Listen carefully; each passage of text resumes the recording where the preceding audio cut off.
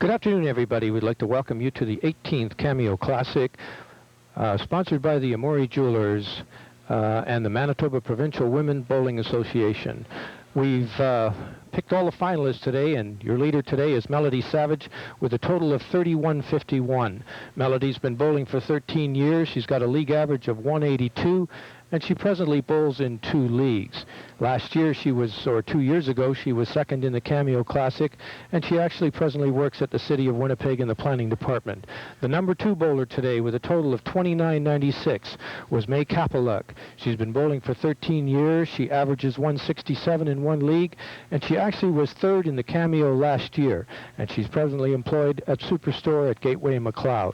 The 3rd bowler today, Rozina Smth, with a total of 29.04, has actually been bowling for 18 years, averages 165 in 1 league, and has actually been second in the Cameo Classic on 2 occasions. She has bowled a 702 series, and she works at Aqua Magic Laundromat, which she owns with her partner and husband, Mark.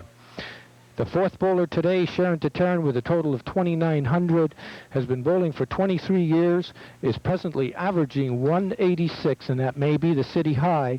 She bowls in 2 leagues, and last year she had the province's high average. She has won the Carol Routcliffe tournament. She has been a winner in the CTF provincial tournament, and she has been second in the Mary Johnstone. She presently is employed by the St. Boniface Hospital, and she's an X-ray technician. The number 5 bowler is Teri Elko with a total of 28.94. She's been bowling for 15 years, and folks, as of today, she has just left the junior ranks and is for the first time actually entered an adult tournament, the Cameo Classic.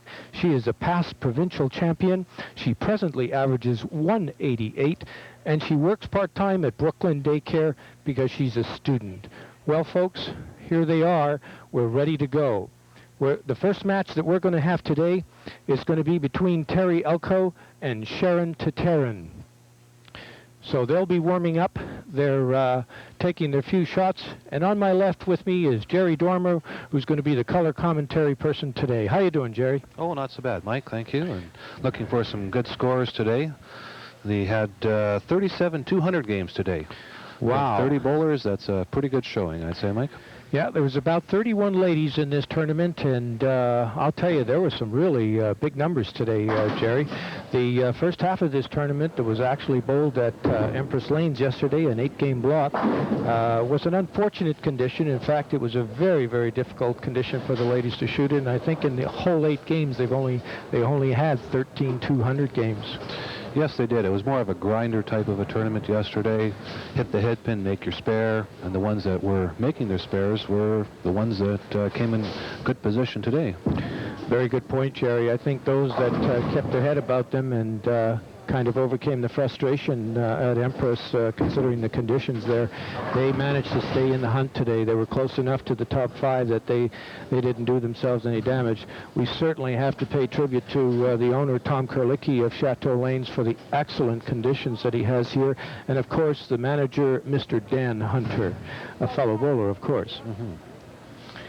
As the ladies are warming up here, we would like to thank Amari for sponsoring the Cameo Classic tournament. This is one of the elite tournaments for the ladies in the city of Winnipeg.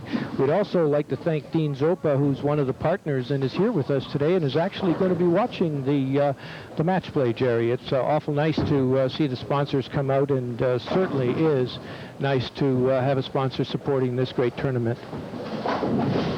We'd like to thank Shirley Bergman-Jones, who is the tournament director for the Cameo Classic and has done a great job, and certainly ably assisted by Daisy Parker. Ladies, you've done a great job. Everything in order and everything run on cue today.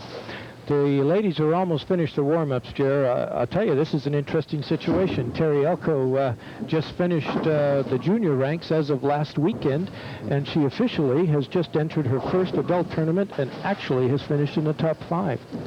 2 excellent bowlers, even though Teri, this is her first major tournament for adults. Both very experienced bowlers. We're looking for some good scores here. Exciting match. And we're ready to go. We're ready to go. It looks like they've agreed that Teri's going to start off. And as always, the bowler who has the highest standing in the top 5 finish has a choice of deciding on whether they would like to start or to have their opponent start, Jerry. Is there some special strategy here that you think might come into play here? Well, I think at this point, Teri hasn't bowled a lot on television, I don't think, so that might play a little bit more, whereas Sharon has more experience on television. She's bowled many times on television before. She might be a little bit more relaxed and have a tendency to swing the ball a little bit more. Very good point. I think Teri may be a little nervous, considering that this is her first adult tournament. And we've got the first ball off. Teri's got a classic delivery style, good arm swing. That'll take her a long way in every tournament, and every time she bowls. She's got a good straight arm swing. Makes her very accurate bowling. He sure does, and she has a lot of speed too, Jerry. She can overcome a lot of the conditions that aren't conducive to the higher scoring bowlers. Well, Teri has completed her first frame, and she has spared it, Jerry, and we now have Sharon Tataryn up on the right lane, lane 28 for her first turn. Sharon also can throw a lot of speed. She's not throwing as hard today as she can throw, which is to her advantage today, but she can also throw the ball very, very fast.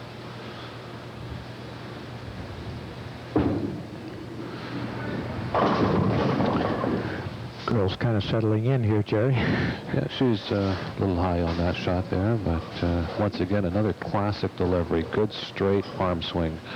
That makes for the accuracy, and always on the head pin or right around the head pin. Yeah, she's been playing around with some new equipment as of late, and I know that because of all the speed that she throws, she's been trying to get some softer bowling material so that she can get a little more hook out on the lane.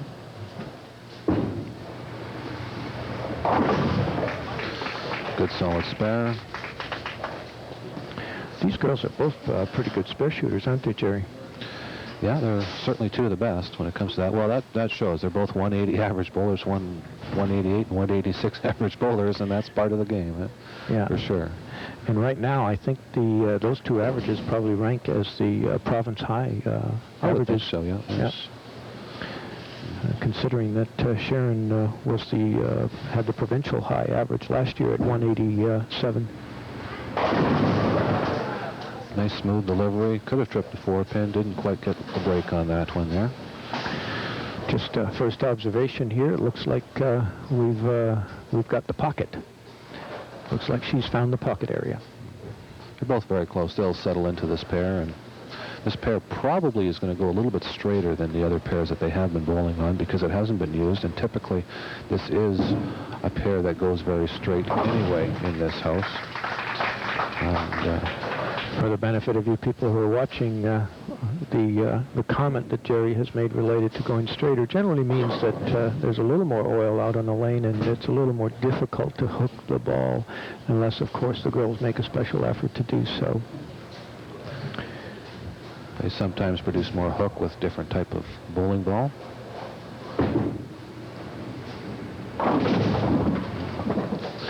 Teri's left herself the washout here. For this washout, she's just going to move herself a little bit to the right, shoot over the same area in the lane, and try and slide the 1-pin right into the 10-pin. Very important spare to stay in this match at this point. She's not getting very much ball movement on this right lane, Jerry. No, I think she's rushing herself a little bit here. Like we mentioned before, she might be a little bit excited and moving herself along maybe a little bit too quickly here. Teri's certainly no stranger to competition. She actually has been on television a few times as a junior rank bowler, but I think this is a different experience for her.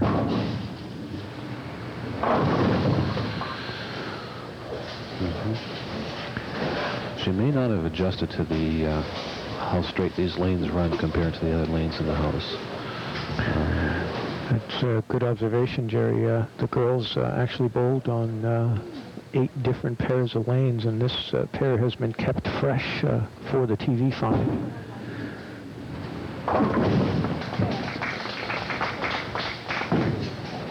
Good spare by Teri, and she's going to have to get zoned in pretty quickly because it looks like Sharon is fairly calm right now, Jerry. Yeah, and she will be. She has a good chance to work her way up this match. She certainly, with her high average and her bowling that she did over the last 2 days, she has to be considered one of the favorites, experience-wise, and she can certainly throw a lot of power. She does certainly hit the pins with a lot of impact. A 3-10 split. A little bit high on with her first shot. She's going to move to the far left of the part of the lane and try and slide or try to roll the ball between the 3 and the 10 pin. Commonly referred to as the baby split for the 10-pin bowlers. So for the benefit of those that are just watching for the first time, this is considered a fairly makeable spare by these bowlers. Well, she used a little different technology there. She went right down the outside of the lane there. That's not typical for the way that she usually makes that spare. I wonder why she's done that, Mike. No, I have no idea. In fact, most of the time I've seen Sharon convert that spare, she's done it from the left side so that you can get a little bit of deflection. And as you can see, we've got the scores up after 3 frames. We've got Sharon Tataryn with 46. She's up in the 4th frame on lane 27. Very tight match at this point. Both bowlers with 1 open frame. Solid 10-pin there, Mike. A strong 10-pin, as we say. That was a great execution there. She was solid in the pocket, Jerry. Unfortunate 10-pin, but as a right-hander and being a 10-pin bowler, you learn pretty quickly that's your nemesis. You're going to leave a lot of those, so you got to learn to make them. Here she's gone to a shinier ball, something that should go a little bit straighter on the lane and won't hook away from her. Good choice of equipment to shoot a straighter ball towards her spare, and most of the 10-pin bowlers today are trying to shoot their spares straight at them, less hook involved and less chance for the ball to miss either left or right, Jerry. Yeah, and when you have more than 1 pin up there, of course you have a chance for a chop, and if the ball is going straighter, less chance for that cherry, as they call it. And we have Teri up in lane 28. And she's going to have to go some. There, the first strike of our game today. A little bit high again, but she tripped out the 4-pin that time. With a double here, she could take herself about a 10-pin lead here, and we're going to get a chance to get a look at that again, Jerry. Here you can see the ball coming in a little high in and flipping the 10-pin from behind. Or the 4-pin from behind, I'm sorry. She just got away with that one. Well, she started the process here. That might give her a chance to get going. And another solid strike there by Teri, giving her a 10-pin lead in the tournament. In this match, I should say. That's a double, Jerry. That's the first double of the match. And the one thing about Teri, if she gets going, she has a really high energy when she gets in competition. If she can maintain that, she generally is very tough to beat. I noticed that today when she was competing, she didn't look like she had that high energy that we've grown accustomed to. She's usually one of the most talkative and loudest bowlers out there. That's very true. We've got Sharon in lane 28, who is still having difficulty getting the ball to stay in the pocket. In fact, lane 28 seems to be hooking a little more for Sharon. She's been right up on the head pin 3 times in a row now, and it's about time to make a move or an adjustment here so that she doesn't do that again.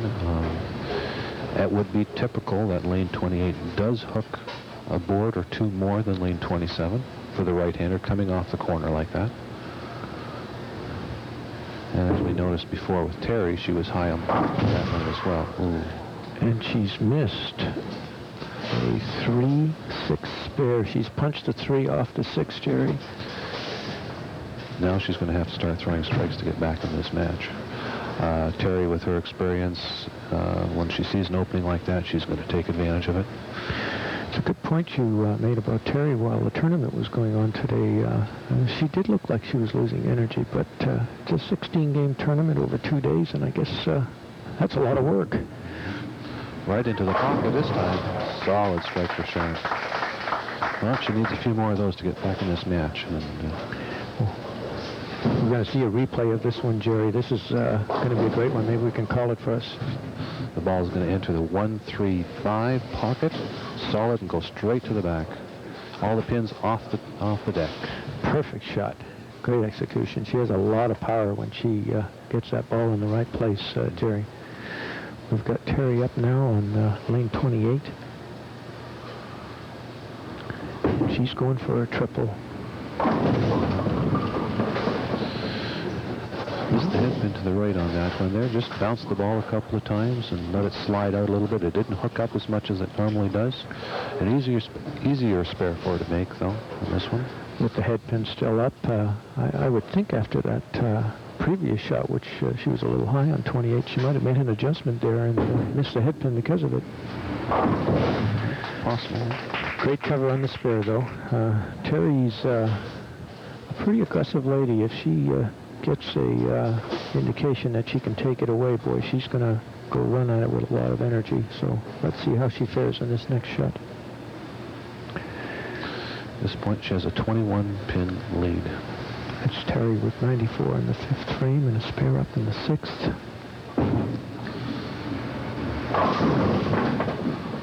Oh, a wide open split. Very difficult to convert this one here, almost impossible. She's probably going to throw very hard at the left hand, 2 pins, the 4 and the 7, and hope for something to come out of the pit, but that would be a very big break. Wow, she's missed the pin count on that, Jerry. She's missed all 2 pins trying to spare it. Unless she's just had a bad execution there. This game is tightened up in a hurry. Sharon can throw a strike or 2 here. This game is going to be very, very tight again. We've got Teri with 111 in the 6th, and we've got Sharon Tataryn up in the 7th frame right now with a strike in the 6th frame. Oh, a lucky strike. She's still high on that lane 28, but she got a lucky break on that one. And now we have a match, Michael. Boy, we sure have. She was a little... We're going to see this one. This is a real squishy hit, as we call Jerry. Tell us what happens. Well, it's just a big splatter shot. She's obviously made an adjustment here, though. She's managed to get a little closer to the pocket. Mm-hmm. She goes up on lane 27. If she can roll another one in the pocket here, it's a little bit high again. Left that 4 pin. Didn't quite get the trip on it. But she's had a good line on that left lane, though. She's been fairly close to the pocket right from the beginning. Yeah, she's been very close on that lane, and these girls bowled some big games during the tournament, Jerry. Sharon had today had a 222, a 214, a 205, so we know they can get them. Well, as we sit right now, we've got Teri Elko with 118th in the 7th, and we have Sharon with 122. We've only got 4 pins separating these 2 girls. And there's the graphics for you folks. You can see the score, and Teri's up on lane 28 right now into her 8th frame. So this is an important shot for her.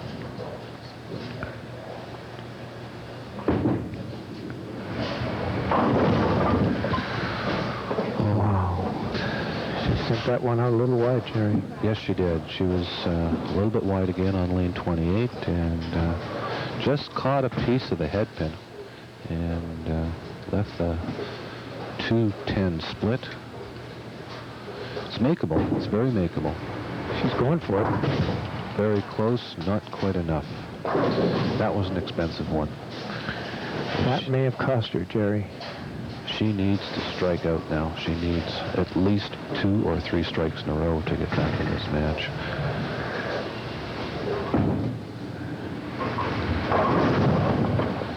she's brought that one up high, too. She approached that shot very, very quickly, Mike. I guess she didn't want to let any time for herself to think herself out of it, as we say. But yeah, she's a pretty quick bowler, though, and sometimes that pace gets her in a little bit of trouble. I get the feeling she's trying to get this over with quickly, and I don't think that's what she wants to do. She seems a little confused out there. She's really dug herself a hole here. I would suspect that Sharon is going to try and keep this game as clean as possible. It looks like she's gone for a ball change in the next frame. Yeah, it's in the ninth frame. I don't know if I would. The game is still a little bit open. If she makes 2 errors here, you know, it would be a problem. You know, I don't want to jinx her certainly, but maybe that other ball was just jumping just a little bit too much for her, and now she's a ball that goes a little bit straighter, and she did.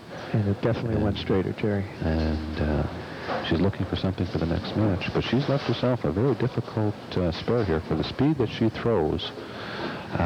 This can be a problem. That 7-pin sometimes has a tendency to stay up. She's going to punch through them. Yeah, she's gone back to her soft ball, and she's been hooking this one on the Brooklyn, so we'll see if she can do that. She knows where this ball is going to go. Wow, she's opened up this frame. These girls are definitely having a little difficulty finding the bearings on this pair. This lane 27 and 28 has been used for the Cameo Classic for the last 2 consecutive years, and it has proven to be a very difficult pair. Yes, it has. It's different than the ones that they've been bowling on all day, and that has a tendency to confuse you a little bit, especially at the beginning. Sharon's got to close the door on this shot. Oh, she came up high and she got a break. She only left the 6-pin there. That could have been a disaster she would have left that one if it was right there. Well, it's got to a point where she literally has to spare this and strike to lock Teri Elko out. If she does not spare it, Teri has a chance to win, and if she does not spare and strike, Teri has a chance to strike out and beat her. That's or tie her. Good solid spare by Sharon.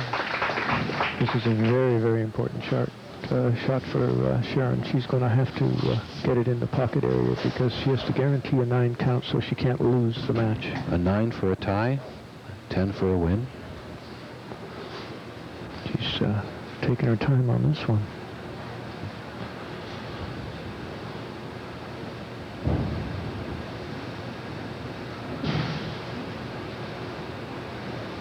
Looks like a good shot.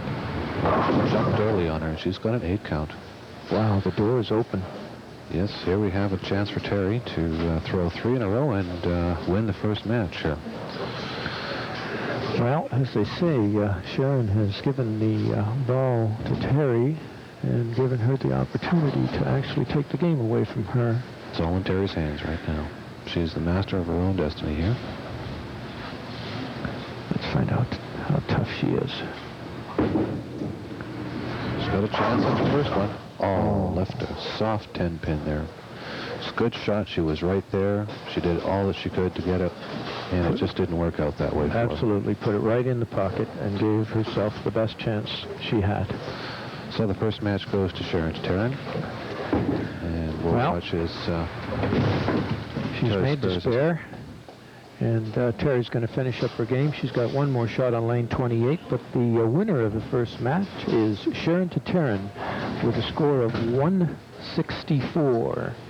And Teri will very likely finish up with a 155 or 154 if she can put a strike on this last ball, Jerry.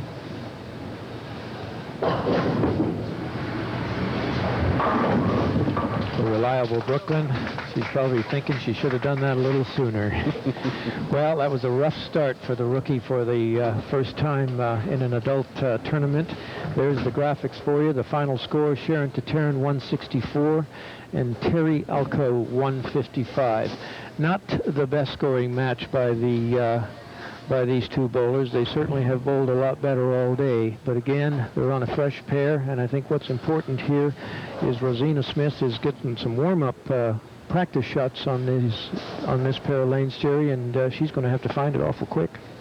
Yes, she will. But Rozina is a very experienced bowler once again, and when it comes to these matches, I've always found that the bowler that makes the least amount of mistakes is the one that's got the best chance at winning. And I think that's true in most championship situations. It's not a matter of going out there and trying to throw 10 strikes or 8 strikes. It's just a matter of not making mistakes, staying calm, staying within yourself, hit the head pin, shoot your spare, and you've always got a chance on these television matches.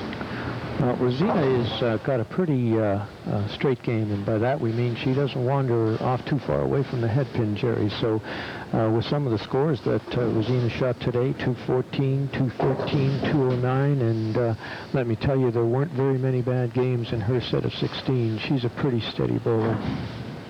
Yes, she is, Mike, and well, we'll see if Sharon has picked up anything, has learned anything from that first match. She's now had 5 extra shots on each lane. That certainly will help her somewhat. She learns from the lanes very well. Yeah, it looks like the right lane definitely is hooking a little more, and oddly enough, when Teri Elko was bowling on that lane, Jerry, it looked like she was having the greatest difficulty of getting the ball to the pocket. So it might have been choice of materials and the area that she was bowling in. Some interesting scores that we had out there today, and we should let you know that the 6th place finisher today was Kathy Debeski, and she had a total of 28.93. She actually missed the top 5 by 1 pin. Kathy bowled very, very steady for the 2 days, for the 16 games, Jerry. She just missed out by 1 pin. Her high game today was 206, and that might have been the story. It was the only 200 she had. Steady bowler, though. Very, very steady all day. No big games, but steady bowling. Hit the head pin, shoot the spare. Yeah, we're ready for the second match, Jerry. We've got Sharon Tataryn up on the left lane, lane 27, and this has been a good one, so hopefully she can find the mark again.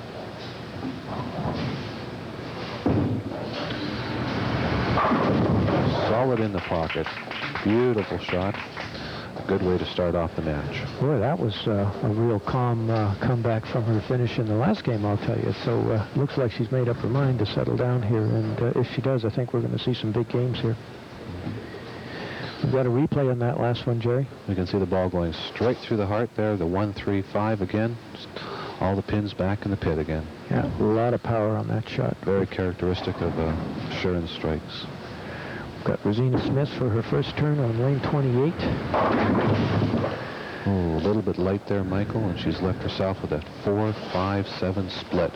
This is makeable for her, and she's going to try and put the ball right between the 4 and the 5 pin and hope that she can knock the 4 pin off the wall to carry the 7. It's a fairly difficult spare, but she throws a pretty straight ball. She may have a good chance to make this one. Mm-hmm. She's certainly made it before. Many times. Well, Yeah. she did pick up the 2 pins. That's important. Pin count sometimes becomes important when it comes to the 9th and the 10th frame. Yeah, she's taken her warm-ups. On lane 28, she was hooking the ball a little bit too much. She must have made an adjustment there because it didn't quite make it in the pocket, Jerry. And let's see what she does on lane 27.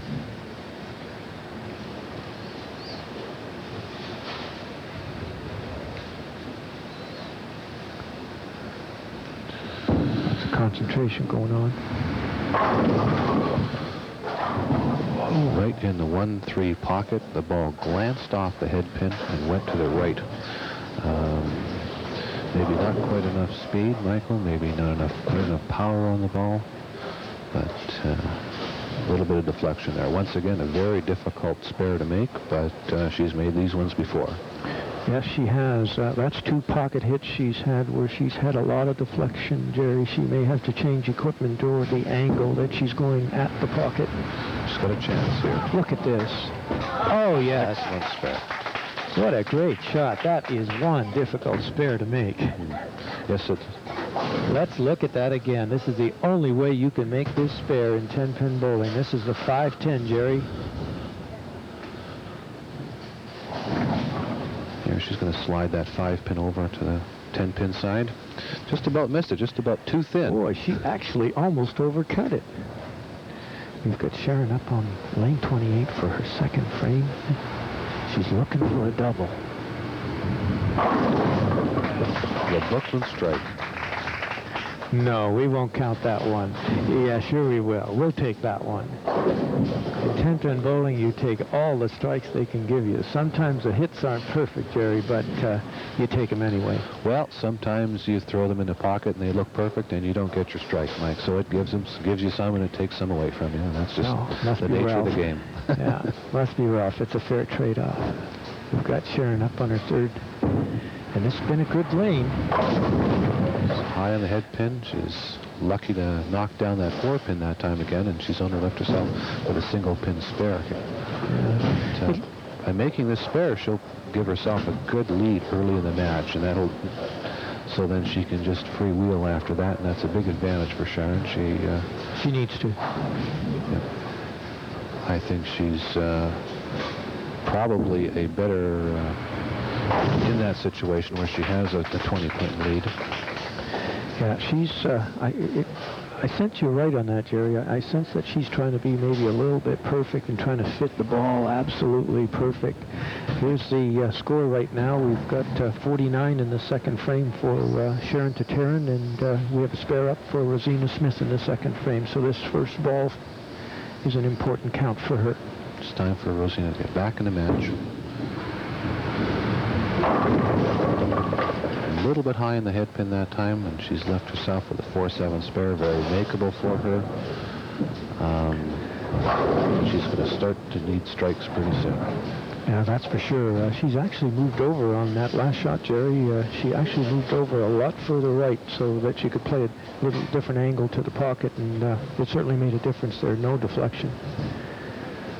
Well, once again, we get back to the same point that these lines are going a little straighter than what they've been used to all day, and a little bit more angle on that head pin is certainly going to help. And because they're a fresh pair also, every ball they throw moves the oil a little bit, so it's changing as well, and we can understand why the girls are having a little bit of a difficulty latching on to the shot, so to speak. But as long as they keep their wits about them and just make the observation and don't blame themselves, they should be all right. Very classic arm swing again, straight arm swing, solid at the line, right into the pocket. Oh, pretty shot. Very, very nicely done. She's certainly capable of a lot more of those yet today. I think this is the first time that... let's have a look at that again, Jerry. Once again, solid at the line, straight arm swing, doesn't wiggle. Ball right in the heart. Great form at the foul line, Jerry. Perfect.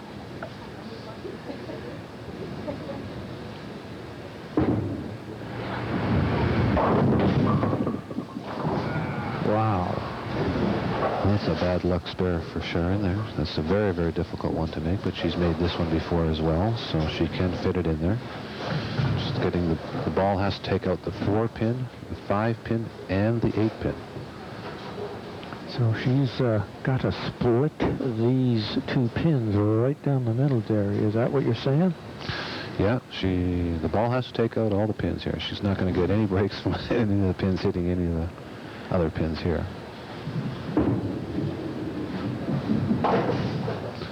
No. Very close, just missed.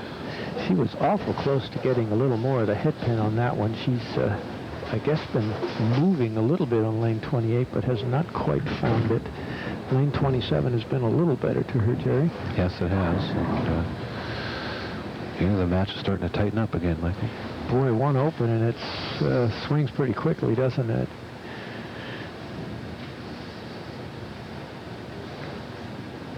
She's really focusing in on this one. Good solid delivery. And she gets to kick out the 10-pin right at the end. Boy, it looks like she knew she had that one on release, Jerry. Yep. We're going to see a replay on this. Solid at the line. The last pin to go down, the 10-pin. Wow. Just a little trip. We've got Rozina up on the right lane. She's in frame 5, Jerry. So she's got a strike up. If she gets a double, she's back in the game. Yeah, just tightens this match right up. She's throwing a good ball again. Right on that. That ball jumped again. That's that lane 28. She's moved over and she's adjusted for it, but it's just jumped up on her. Isn't that interesting? The first shot on that lane, she almost missed the headpin, and since then, she's now been high and high for 2 consecutive shots. Very difficult split to convert. She's going to try and slide that 6-pin into the 7-pin. She's got a chance. Got a chance there. Huh? It's a good try. It's a good effort. She's a pretty tough customer. She doesn't look at Rozina as a pretty congenial lady, but boy, I'll tell you, when it comes to match play, she's a pretty tough customer. She won't give up until the last shot. Oh, we're only halfway through this match. She's certainly still anybody's match.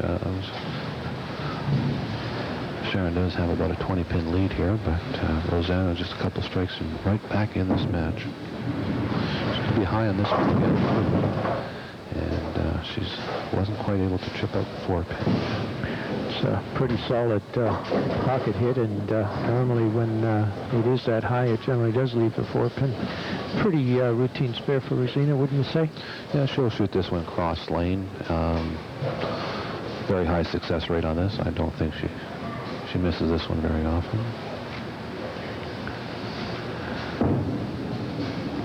Look out. Oh. The middle looks like it might be a little wet, Jerry. That ball did not hook. That ball went very, very straight on her, and I don't think she was quite ready for that. Totally unexpected. She shot the line that she thought was right, and she executed what looked like a perfect good shot, and the ball did not hook. Yes, so that gives Sharon now almost a 30-pin lead, and she can really take off with a strike here. See if she's made an adjustment. Still a little bit high on that lane 28. Boy, it's either light or high, and there's no in-betweens. No, we haven't had a chance to see too many good solid pocket hits on that lane yet. There must be something there that we don't know about. Well, while this is going on, and this fair is important by all means, but we've got Kapeluch, who's going to be the next opponent, and she's warming up in the background, Jerry. Solid spare for Sharon, and she's got about 4 frames left here that she can hit the head pin, keep it clean. I would say that she's got a good chance to move along again here, but we'll never count out Rozina. She's... No. Rozina is, she's there till the end. She's been right around the pocket, and if she can just get it together for the next couple of frames, she could put some pressure on Sharon.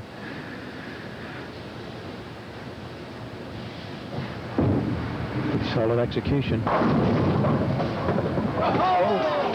There's a good break for Sharon. Left the 4-9. The 4-9 was just tripped out, and it fell over and caught the 9-pin. Sigh of relief on her face on that one. She thought she had a wide open split there, Jerry, and it tripped over. Watch this, folks. See, the ball went to the left of the 9-pin that time. Wow, that was a strong ball. Well, we've got Rozina back up here, and this has been a tough lane, Jerry. She picked up her speed a little bit on that shot and just about tripped out that 4-pin, but not quite. Well, here she has that 4-pin again. We'll see if she can make an adjustment to from that compensate. That last frame was a little bit tough on her. She's not used to missing those, I'm sure.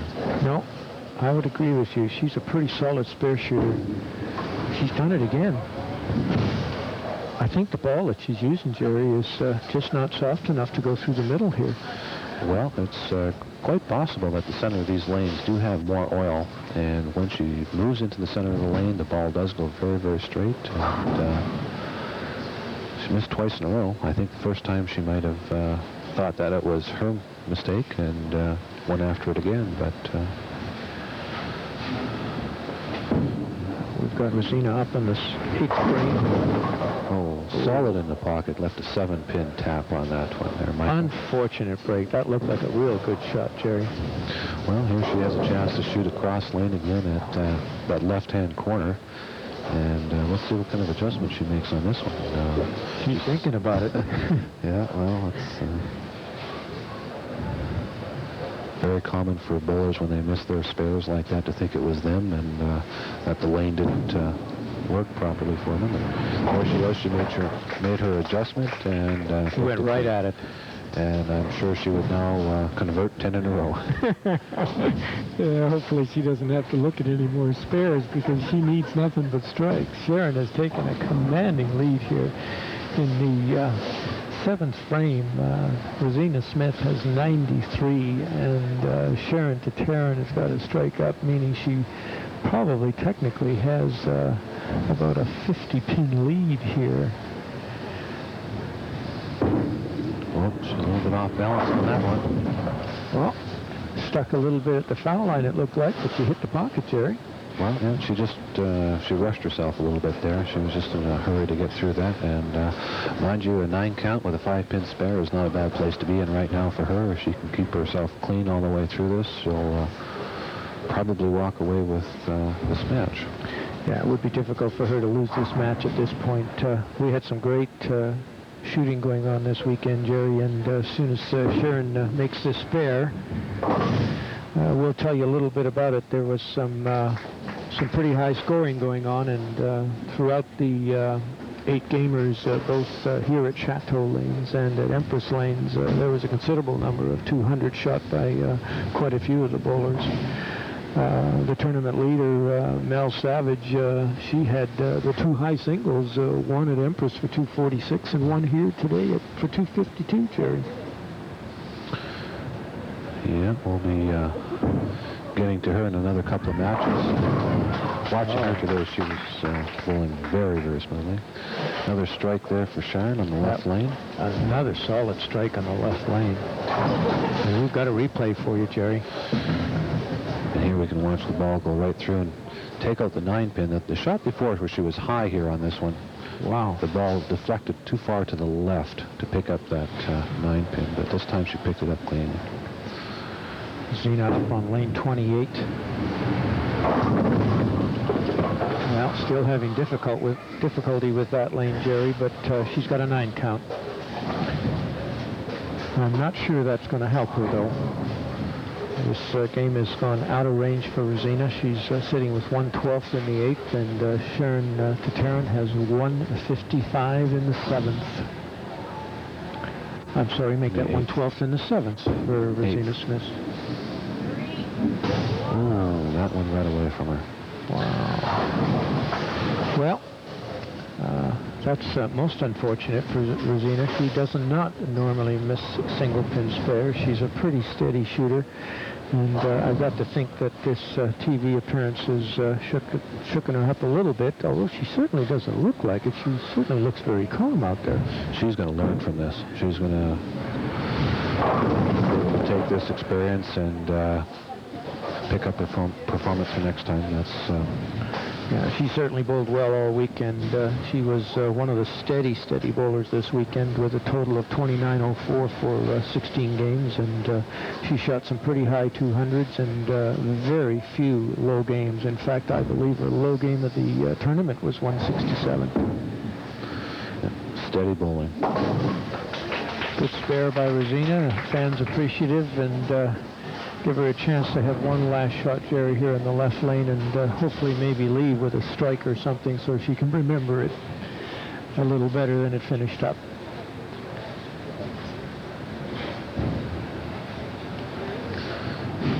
This will be Rozina's last ball.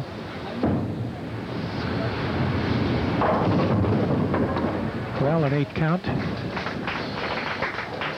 Finishes with a 139, not what Rozina was expecting nor wanted, but Sharon has quite handily taken over this game. She has not yet found or carried the right-hand lane, Jerry, from a pocket hit point of view, but she was in the pocket the last shot, and I would think these last couple shots she'd like to really figure out this right-hand lane. Well, this is a great opportunity for her to learn about this lane and play with it a little bit and try something new. And I think we have to get that. I think we've got to reset that 4-pin, and I don't know if the crew is available here from Chateau Lanes, but I'm sure there's somebody back there. What happens is if it is accidentally knocked down by the machine, then it is called a machine hit, and it has to be reset, Jerry. That was hit by the machine. They'll respot that 4-pin for her, and she'll be able to knock that off.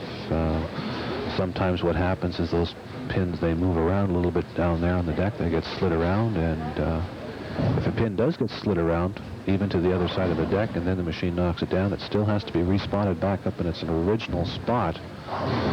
Here we see the machine just knocks it. Well, that's a good spare for Sharon on lane 28, and she's got one more shot at the pocket, Jerry, and she looked mighty close on that last one. Whoops. We've got a rack of pins here without a head pin, and I think Sharon will reset it.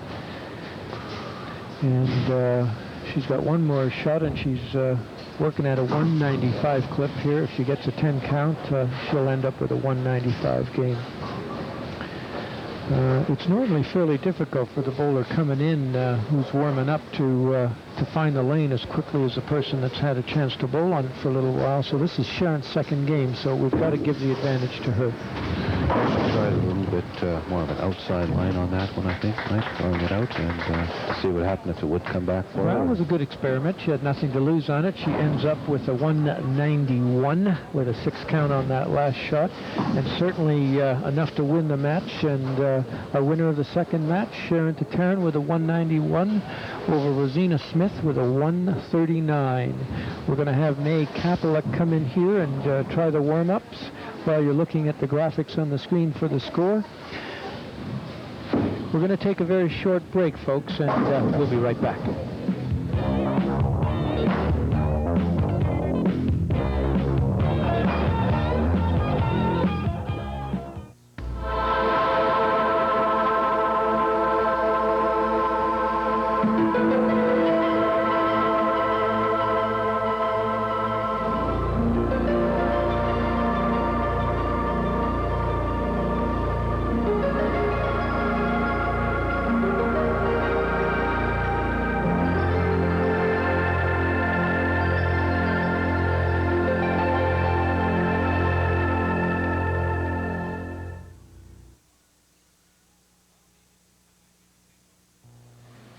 Welcome back, everybody, to the 18th Cameo Classic.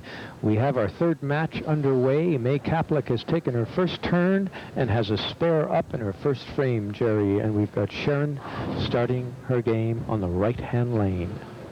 Well, we'll see what she's done, what kind of adjustment she's made for this right-hand lane here this time. And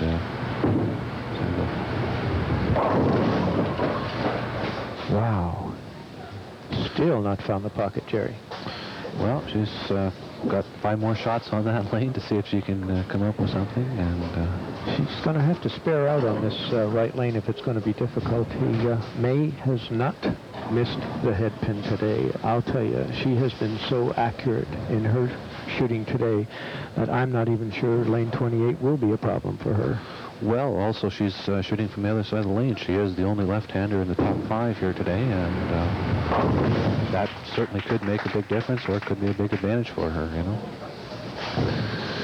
So after the first frame, we're all tied up, spare a piece. It's a good spare by Sharon, and this left lane has been her good lane, so as long as she hasn't lost it, she's still going to be tough to beat. Well, she's still standing in approximately the same position and trying to throw the ball in approximately the same area. She has not made any adjustments yet for lane 27.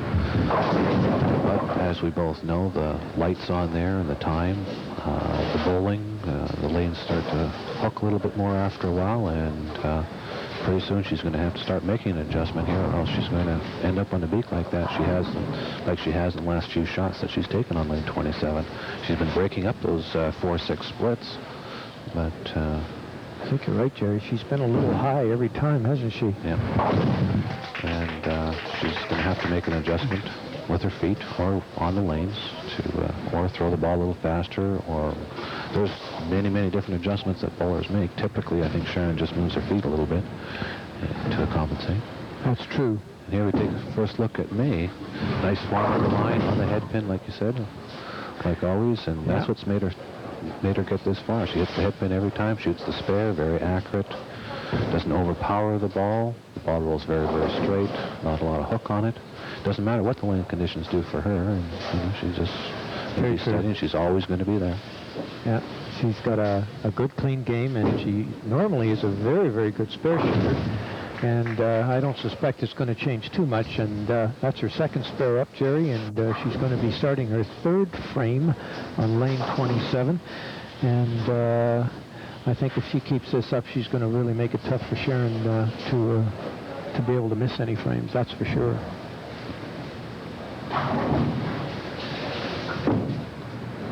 On the head pin again. I don't think we're going to see May throw a lot of strikes. Her ball is deflecting off the head pin. She's using a hard plastic type of ball, which typically is not conductive on this particular surface for the higher scores. But it certainly isn't accurate, and it suits her game perfectly. She's probably using the right equipment here for her style of game. Wow, she's missed that spare. That is a rare miss for her. This is not the first time that May has actually had a TV appearance. She's been in the Cameo Classic before. We've got the scoreboard up for you right now, and May's score 46 with an open in the third frame, and Sharon Tataryn is spare up in the second, and she's up in her third frame on the right-hand lane, Jerry.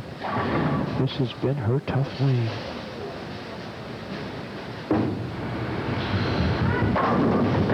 Wow, she hit the pocket on that one, thought she had it. She had good form at the line that time. She was nice and solid. She went right through the ball. She had the right line, but she just didn't quite carry the corner pin on that one. That just is a bad break, I think, Michael. And mind if she keeps that up, she will get her strikes on that lane, and she will move. With the power that she throws, the speed, the percentages say that if she can hit that pocket on that right lane, she's got to carry one or two of them. Boy, that was close. She was a little bit wide on that one, and that ball almost fell into the ditch that time, but it didn't, so we just move along and just mark it as a spare. That lane 28 is a real tough one. It seems like one cannot afford to miss too much right or left of the mark that they're shooting at, whether it's for a spare or the strike, Jerry. Sharon up in the fourth frame on lane 27. Well, she's making an adjustment here, Michael. She's moved 2 boards to the left with her feet, and probably 1 board at the arrows where her target is. And we'll see what this does now. It might be just a little bit much of an adjustment for her. She was just a little bit light on that one, but she did hit the head pin. She has an 8 count, an easy spare for her. It may have been, as you suggest, Jerry, maybe just an over-adjustment. She was a little high on the previous shot, and maybe she just adjusted too many boards. From experience on this pair and in this bowling alley, I would say that you do have to be careful on those. 2 and 1 lots of times will do that for you, and if you do get to the pocket, a lot of times it's that ringing 10 pin. Yeah, absolutely right. Well, that was a good spare for Sharon Tataryn on that last shot on the left lane. We've got May up on the fourth frame, lane 28, right at the head pin. Boy, she sure breaks them up when she hits them high. Yeah, well, it's that plastic ball deflecting all over the place, hitting the pins in all different directions and laying them down on the lanes. And it is quite effective for that. It's a lighter ball than say, Sharon would be using. And it just bounces around out there. And, good execution on that one. Nice spare, Jerry, for her, eh? Yep, she executed properly on that one there. She's got a good cross lane angle at that pin. It works very well. Got May up in the fifth frame on the left lane.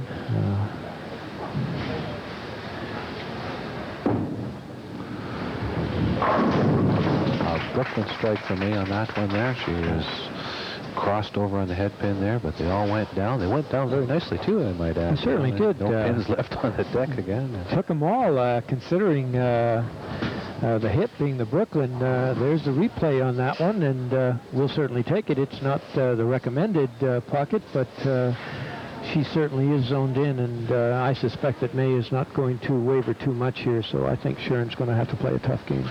Yeah, she's got her work cut out for her. She's going to have to start throwing more strikes. I think that's her game. Her game is strikes, and she's going to have to do that. Wow, she's found the right lane, Jerry. Her first solid pocket hit on lane 28 after 2.5 games. That's got to be very encouraging for her. Boy, and if she can find this left lane again, I would say that there's the replay on this solid hit. All the pins in the deck, in the pit, off the deck, very characteristic of hers. I see she's made the same adjustment as last time. She probably is going to come up a little bit late here again. Mike, what do you think? That's my prediction anyway. Well, I think she may have adjusted out on the line. She must have made an adjustment out there because her feet are still in the same spot as last time. So she's visually decided to sight a little closer to... that's all right. That was a pretty good strike, and that's a double for Sharon, and we've got May up. That gives her a 20-pin lead at this point. But with the strike here, oh, just missed. Another Brooklyn hit, just about carried it. That certainly would have tightened up this match again. But certainly well in this game, though. I would have to agree. She's not out of it by any means.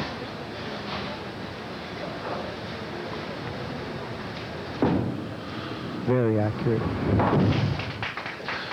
I'm not sure the weight of that ball, but she has a real nice swing, Jerry, and she plays within herself. She's very, very consistent. All the girls that we have up here today have classic straight arm swings. And those other beginner bowlers out there should take note of that, how the swing is straight back, straight forward, solid at the line, solid pocket hit. Very nice for me. Wow. Good strike from May on lane 27. We're going to get a nice replay on this one, Jerry. She has to be a little bit higher in the pocket, almost right on the head pin, so that she doesn't deflect off too much. Even with that, her ball deflected off quite a bit towards the 7-pin, but seemed to carry all the pins that time. Yeah, she does a good job of mixing them up. Well, let's see if Sharon's still got this right-hand lane. She's probably beginning to wonder.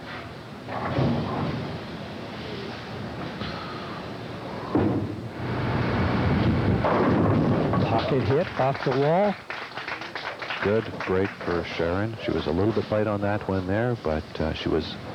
There's a nice replay on this one, Jerry. Let's have a look at it.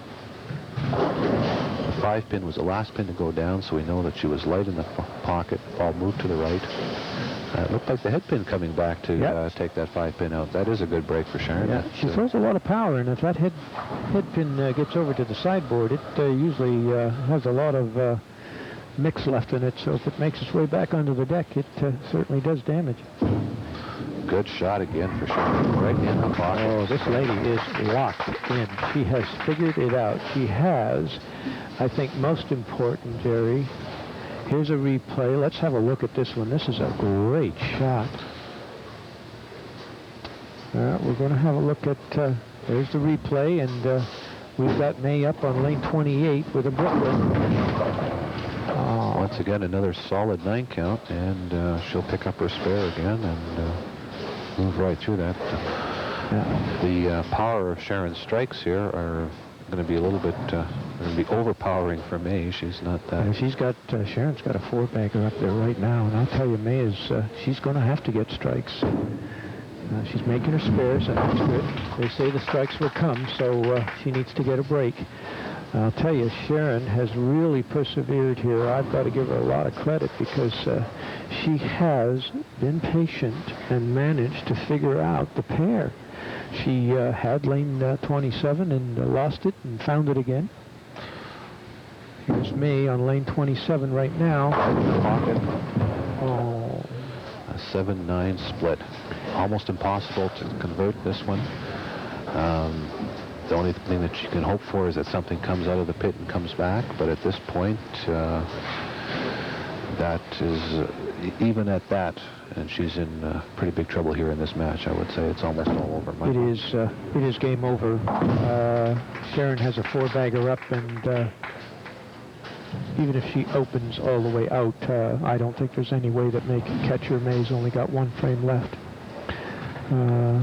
Sharon is really locked in on this one. Boy, I'll tell you, she's going to be ready for Melody Savage, and we're going to have one big match. Here we have the scoreboard up, Mike, and we can see Sharon's commanding lead in this match.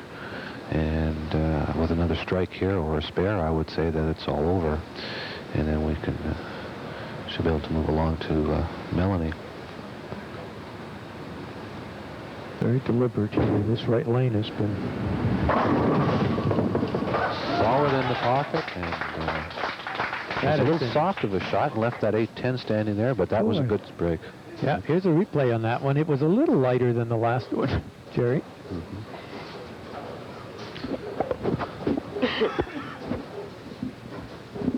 Look at this. Talk about pin action. Good break for Sharon. We're experiencing a little difficulty here. Sharon's actually up on the 10th frame in the left lane, and we're just waiting for her ball to be returned. And we'll be she'll be ready to execute on lane 27 for her 10th frame. What's helped Sharon's game a lot, I think, today in the matches that she's had today is that she's always been in the lead, and she's been able to experiment, and she's been able to move around a little bit out there and freewheel, and I think that's what's made her game today. I think if she would have been pushed, if she would have been maybe not leading the matches, I think she would have had a little bit more, she wouldn't have been able to experiment as much as she did. Oh, there she came up high, and she's left herself with that 4-7-10 split. I wouldn't be surprised if she made a little adjustment on that just to experiment a little bit on that left lane again. Yeah, that left lane has been steadily changing, hooking more and more with every shot, and she has compensated for it, and maybe she'll take note of it after she goes after these 2 pins. I think she was going after the spare, Jerry. Yeah, it looked like it. That's an excellent game by Sharon Tataryn. She has virtually put it out of reach. May is up on lane 28 for her last frame, but the match is definitely over. Another Brooklyn, and she carries this one. Well, I don't think May can be disappointed in her performance today. She's never missed a head swing, and she's rolling the ball very well, and that's what got her here this far. And no, I don't think she can be disappointed at all. I think she's done a very, very, very good job today. Yeah, she's bowled very steady, and Jerry, I want to tell you that last year she finished 3rd, and it looks like she's finishing 3rd in the Cameo Classic again. And last year when she played the same game, steady. So she certainly can't be faulted. She's made the Cameo top 5 step ladder for 2 consecutive years, and that is quite an achievement considering some of the talent that was in the group today and yesterday.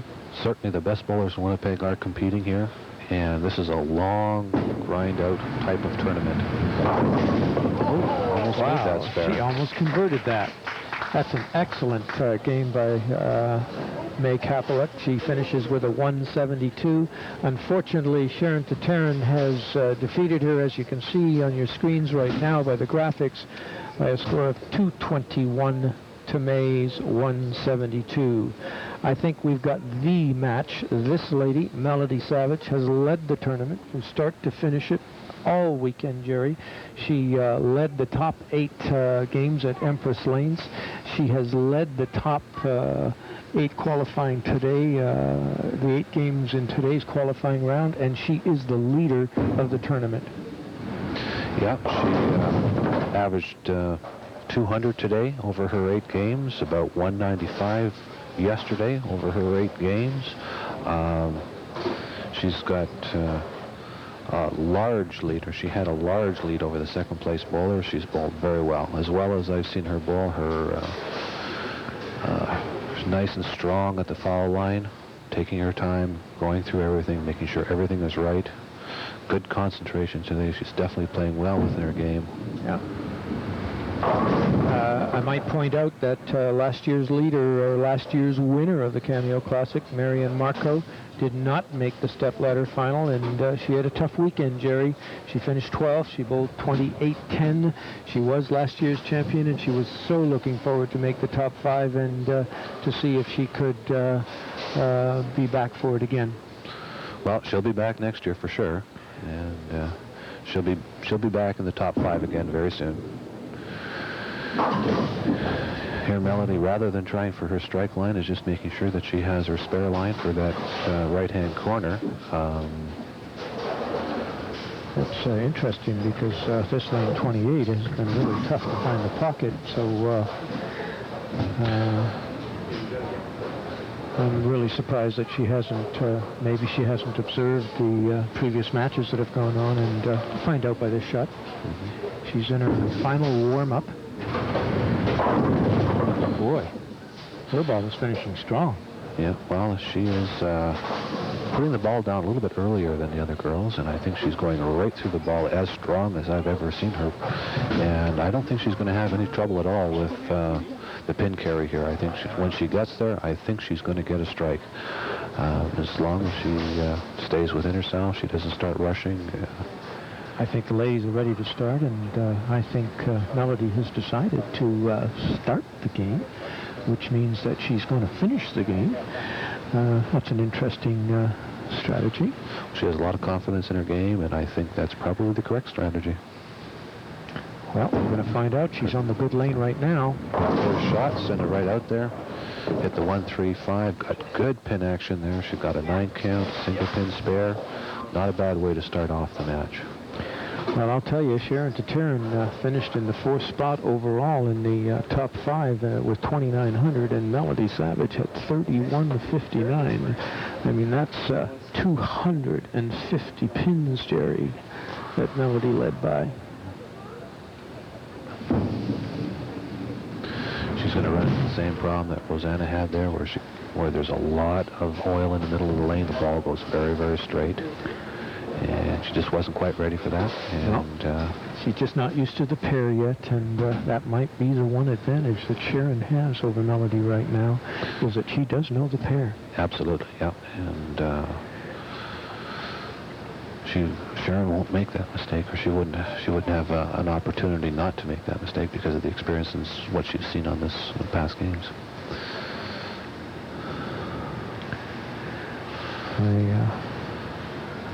I wonder how lane 28 is doing. Solid at the line. Wow, that was a great shot. She's picking up her speed a little bit there, and got a replay for you, Jerry.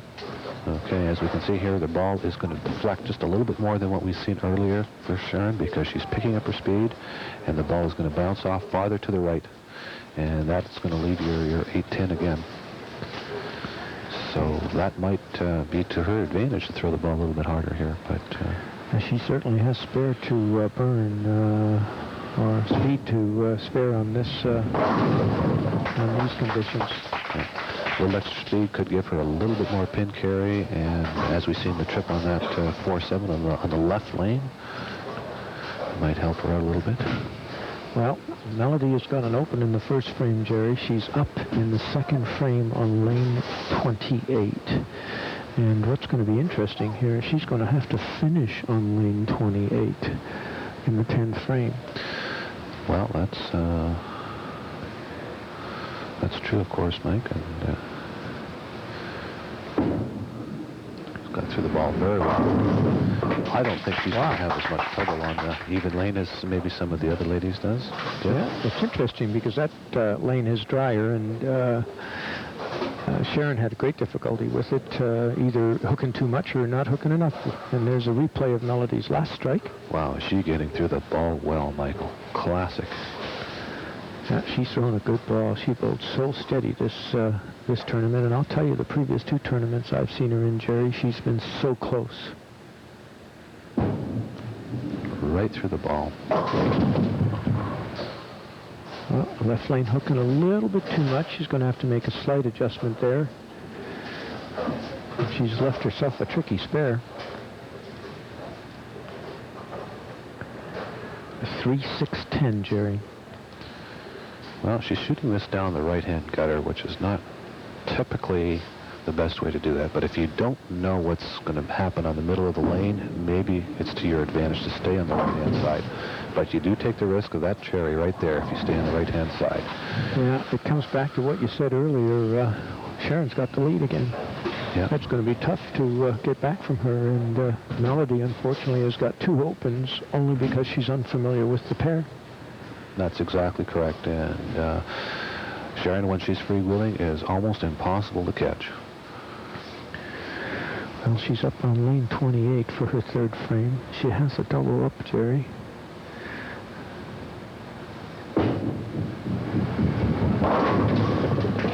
Wow. Good pin carry. I'm not sure she was that pleased with the ball that she delivered, and we're going to get a replay of it, Jerry. Well, she did squeeze a little bit here, and we can hear the ball thumping over the thumb hole a little bit. But good speed, good pin action. Lots of power on that shot. She's got a 3-bagger up, and I'll tell you, she's honed right in, Jerry. She knows where the pocket is on both lanes. Well, she's made another adjustment on lane 27, though. She has moved her feet farther to the left again. Well, she was a little high on the last shot. Look at this. Right in there. She is playing a great tactical game. Got to give her a lot of credit for the patience that she has shown. Here's a replay on this last one, Jerry. You're right. She made an adjustment. Straight through the pocket. No deflection on the ball that time. Absolutely perfect. She's zoned in on both lanes. She is going to be tough. And that puts a lot of pressure on Melody, Jerry. Yes, it does.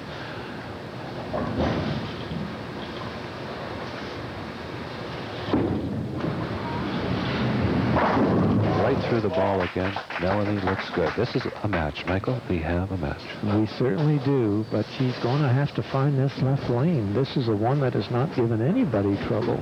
I'm surprised that it's given Melody trouble, and it's actually hooking for her too much. Well, I think in her first shot on this one here, she was very close to being in the pocket. She left that 7-pin. The second time she was a little bit high, so we can see this time what she does. Right through the ball again, right in the heart, and a bad break there. She's a great ball. That was a bad break. Yes, that was nothing but a bad break. She was right solid in the pocket. She got right through the ball. She had good ball reaction. Everything was there, and it was just bad luck. Now this is she's shooting through the center of the oil again, Sharon. She made the adjustment. Good for her. Right into this game. She's thinking, she's working. She made that adjustment. She was right on her mark. She moved with her feet. No problem there at all. Well, the rest is up to Sharon. As you can see on your screen, folks, she's got 4 strikes in a row, and Melody Savage has 55 in the 4th frame. If she maintains this pace, it will be very difficult for Melody to catch her. Nice, easy rolling shot right in the pocket, and a bad break on the 10-pin. That could have been our strike 5 there on that one, Michael. That was a great shot. A ringing 10-pin. Sharon is just freewheeling now. She's just throwing the ball. She knows where to stand. She knows where to throw the ball. She's just watching herself throw those big scores now. Very, very confident. She's thrown this one right. A little too relaxed on that one, I think, Michael. I think. Yeah, that was one that she almost missed a couple games ago, Terry, and I think that outside of that right lane is just a little wet. Mm-hmm. Well, that's her first open, and we'll see if that's going to affect the outcome of this match, because sometimes at the caliber of bowlers we're at, an opening like that can make a difference. Well, 40 pins with only 5 frames left to go is a big advantage. But Mel is throwing the ball great today. Well, this match has turned around in a hurry. Very difficult split to make, but it is possible. And she has made this one before. She's going to try and go cross lane with this, Michael. Just barely hit the 4-pin on the left side and slide it across the lane. The problem is that there's a lot of oil in the center of the lane and make it tough to get to the left side of it. It's going to be a tough calculation here. Give it a good try there. Good try. But the match is tightened up to within about 30 pins right now, Mike, I would say. And, that's a big swing, Jerry. From about a 50-pin lead to a 30-pin lead. Melanie here. Here we have the scoreboard up again. And with the strike here, she can have 75 in her 5th frame. And well, she's been locked on this right lane from the beginning, so if she doesn't change anything, she should... Great shot. She was a little bit wide there, but came back. The ball came back for her. We're going to see a replay on this one, folks. Just a perfect execution by Melody Savage. There she is almost on the gutter that time, and the ball comes roaring back, charging right through the 135 pocket. Excellent shot. She's the only one that has had that much room on the right-hand lane. Well, she needs to double, Jerry. She must have this strike. And she's got a chance at it. Look at this pocket hit. We have a match, Mike. Wow. Well, we kind of figured we would have. We're going to see a replay of that last shot by Melody. That was solid in the pocket. Look at the leverage at the line.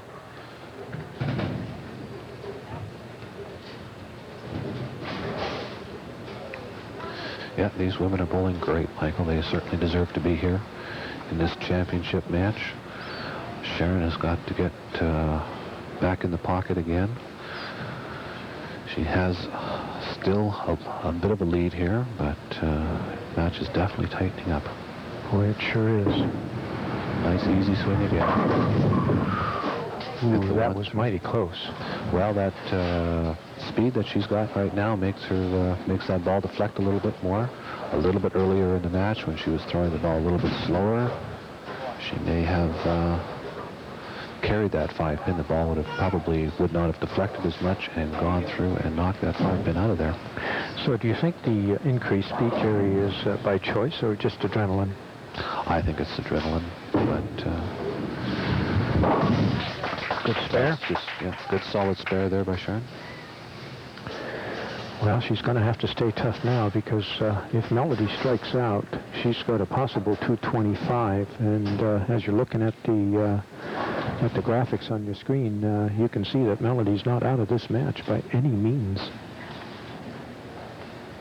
But it will take some convincing on Sharon's part. She's got to get back onto the strike line.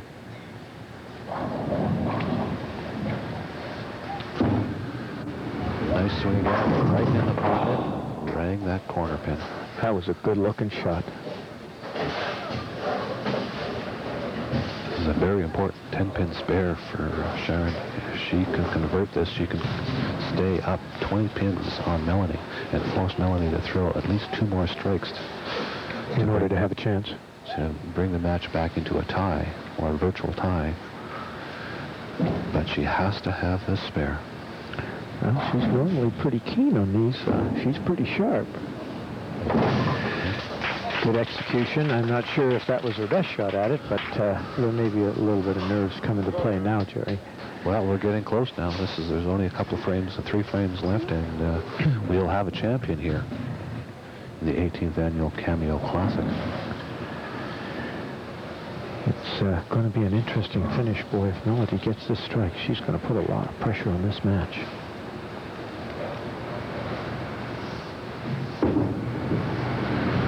Right through the ball again, right in the pocket. She threw a great ball. We're going to see a replay of this one, Jerry. I'll watch her get right through that ball again. Hard swing through the ball. Good roll. Very little deflection on the ball on the head pin. This match is going down to the final frame. Melody is in frame 9 on the left lane, and she has a 3-bagger up now.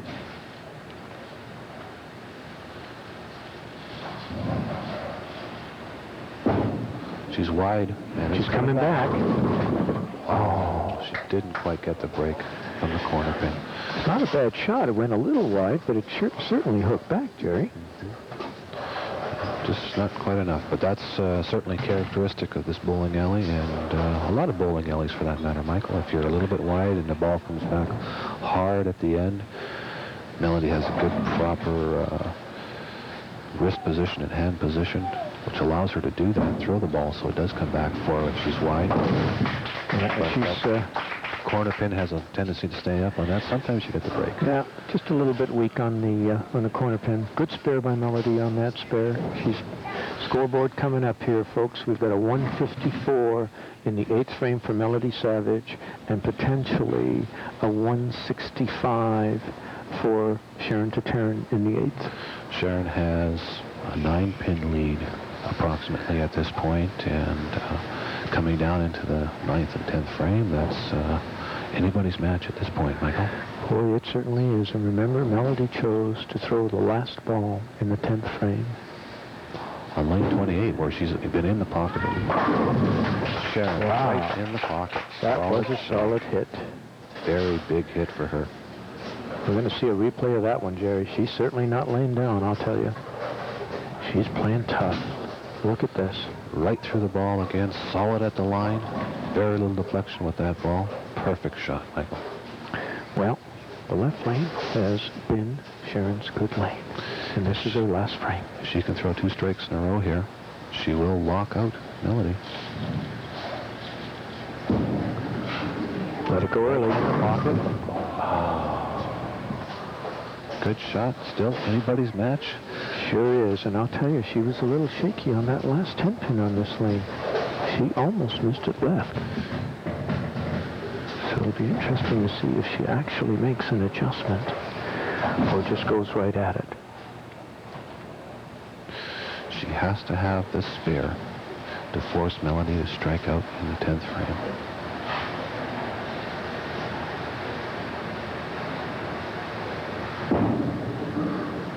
She did make an adjustment, I'll tell you, and a good one. She made the spare.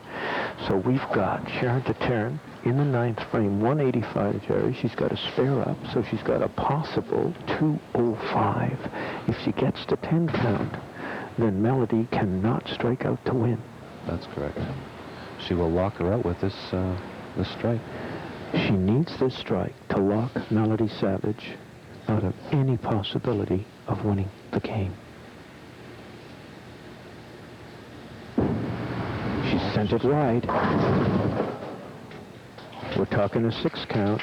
The door's open. Well, Melody has the championship all in her own hands right now. If she throws 2 strikes in a row and a good count, she is going to win this. But she needs a double, though. She has to have her first 2 strikes, and she can. If she strikes out, she'll have a 204.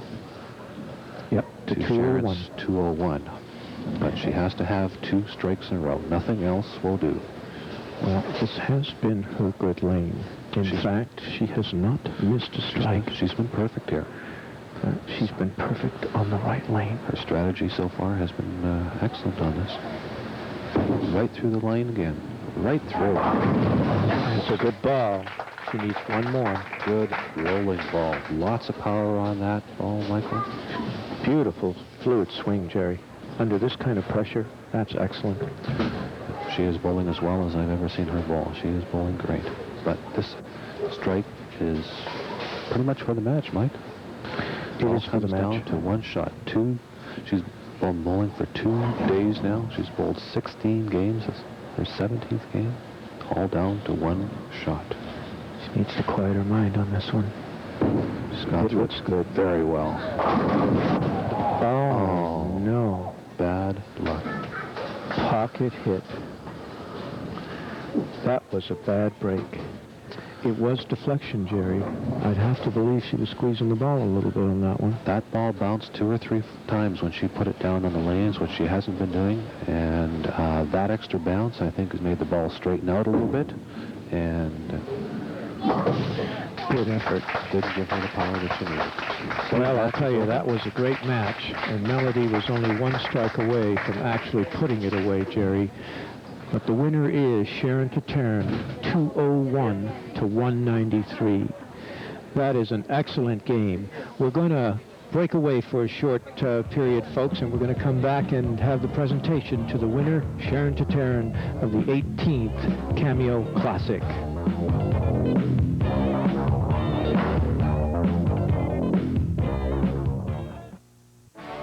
All right, stop. There's a crate in Winston. Planet Earth isn't ours for the taking. Look, now there's a crack in the atmosphere. I send out a cry, but no one wants to hear. Listen to us. We want to see the hungry fed. It really matters, so get your butt out of bed. Stop!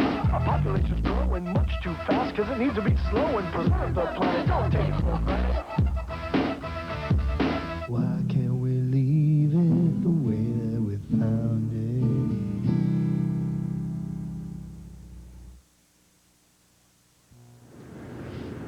Welcome back, everybody, to the 18th Annual Cameo Classic Tournament.